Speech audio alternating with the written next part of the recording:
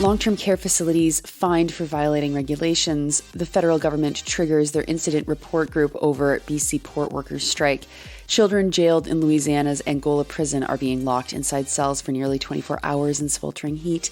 And the Netherlands drops its policy to refuse sending military aid to Turkey, Saudi Arabia, and Yemen, thanks to Turkey's decision to support Sweden's entry into NATO.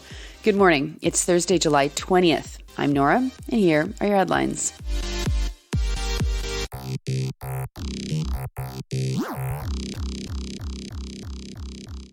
First this morning to Burlington, Ontario, where the Billings Court Manor is the third residence in the Burlington-Hamilton area that has been charged a financial penalty related to problems with infection prevention and control. In April 2022, the Ontario government created a new financial penalty for long-term care facilities that consistently fail to meet legislative standards. By then, the Doug Ford government had been criticized for not doing enough to address inadequacies within long-term care facilities. This was their solution, these fines, for repeatedly failing to meet legislative standards. The facility has been charged $5,500, which is, worth the cost of a single room for like a month and a half? The facility has 160 beds. This fine is peanuts.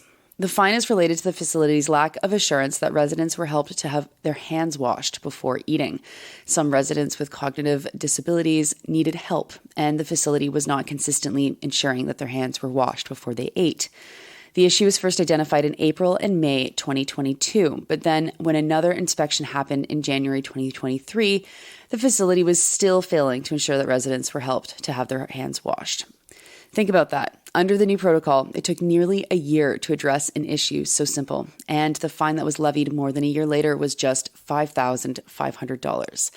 The Hamilton Spectator's Joanna Frkich reports that the facility is a for-profit facility. It's licensed to Mariband Holdings Limited, and she was unable to pin anyone down from the company for comment. During the first 2 years of the pandemic, Billings Manor reported 2 deaths related to a COVID-19 outbreak, according to my own research. The 2 other facilities that have been fined were the Blackadder Continuing Care Center in Dundas. They were fined $5,500 as well, and that was over inadequate wound care for residents.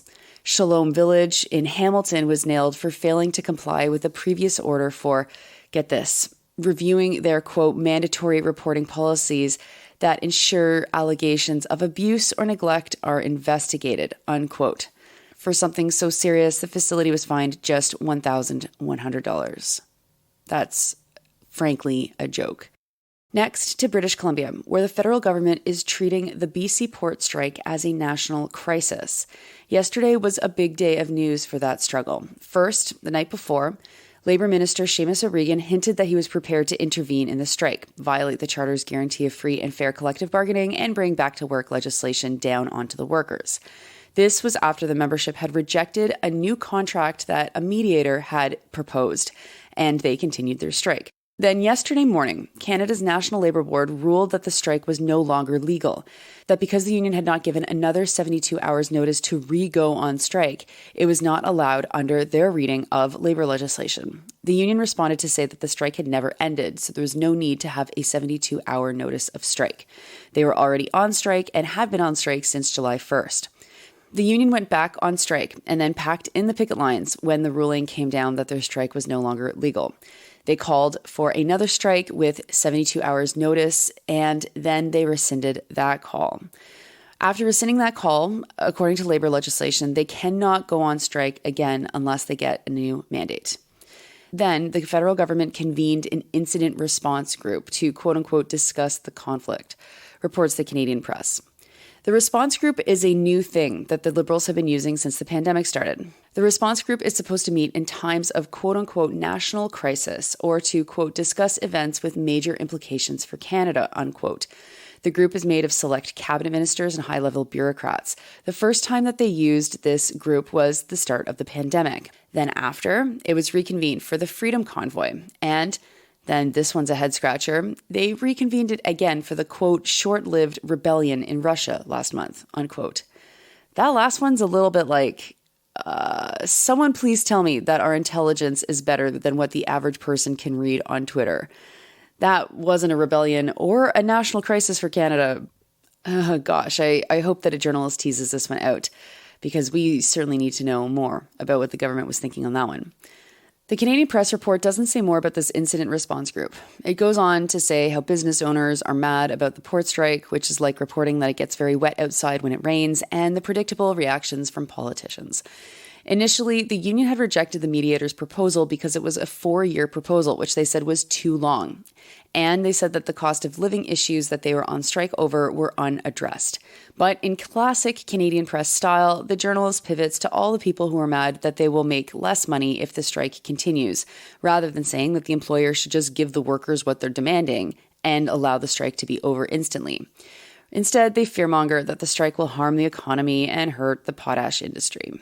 Again, these things would go away instantly if the employer just agreed to share some of their massive profits with these workers. Anyway, this is all par for the course in high-stakes labor relations in Canada, but this whole incident response stuff is something that I'm personally very concerned by, and I'll be curious to see how people react to it as news comes out that it was reconstituted for this, what it did, if it did anything, if we ever find out. Next to a stunning story from The Appeal about child detention in Angola prison in Louisiana. Children there are incarcerated at the former death row unit of the Angola prison, and they've been locked in their windowless cells without air conditioning, despite the incredible heat. One child was only let out of his cell for an 8-minute shower. They were shackled and handcuffed for the shower. The American Civil Liberties Union and other groups have asked the U.S. District Court for the Middle District of Louisiana to immediately remove children from this unit and not transfer anyone else there. It's expected that heat will reach as high as 133 degrees Fahrenheit in the next few weeks. That, folks, is 56 degrees Celsius. Children have not always been held at Angola. They have been held at an Office of Juvenile Justice facility, but some youth had escaped previously. And so the Louisiana governor, John Bell Edwards, allowed children to be transferred to Angola. He claimed that some of the kids just needed a more secure environment and that, I guess, an adult jail was the only option. In case you're wondering, Edwards is a Democrat. Angola is supposed to be a temporary jail for children, while another facility is being renovated. But those renovations were supposed to have finished in April. They are not yet finished. Now, officials say that the Angola unit will be closed in the fall, but will be used until then.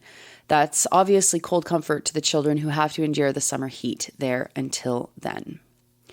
And finally, to Holland. That country is lifting arms restrictions that had imposed in 2019 against Turkey in reaction to Turkey backing Sweden's entry into NATO.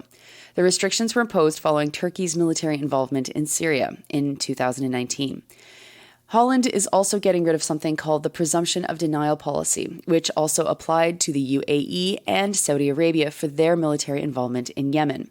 The rationale for eliminating this policy is that the Netherlands is hoping to have the legal groundwork necessary to become part of the French-German Landmark Control of Defense Exports Treaty. This treaty, quote, establishes a common framework to better address arms exports issues to third countries. Under the deal, France has been able to export arms jointly produced with Germany to countries like Saudi Arabia, which Germany has sanctioned. These deals have not been blocked by Berlin as long as German contributions are below 20%. Unquote. This is being reported from the Middle East Eye. If Holland kept their policy, they would have to block transactions under the treaty, say if Germany were to export arms to Saudi Arabia, for example. Dutch officials claim, though, that they are still watching for whether or not their arms end up in northern Syria or Yemen. Now, if you're curious to know what the Netherlands usually exports when it comes to arms, here is what the Middle East Eye reports. Quote, the Netherlands used to mainly support parts for tanks and armored vehicles, as well as technology and parts for fighter planes and attack helicopters to Turkey, anti-war group Stop Wapenhandel said in a report released in 2017, unquote. Those are your headlines for Thursday, July 20th. I'm Nora. You're listening to this podcast at sandynora.com, on the Real News Network podcast feed, and syndicated on campus radio stations across Canada. I hope you have a great Thursday, and I'll talk to you tomorrow.